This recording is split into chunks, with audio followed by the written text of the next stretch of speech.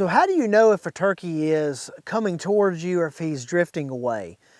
Typically the volume of the gobble is going to indicate if he's coming or going, but understand a lot of times he may be in the same position and he's simply spinning around and strutting and throwing his sound the other way when he gobbles.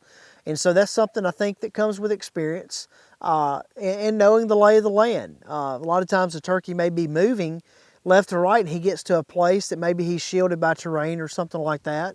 It's going to muffle his gobble. And so understanding those things are very important in how you approach a turkey.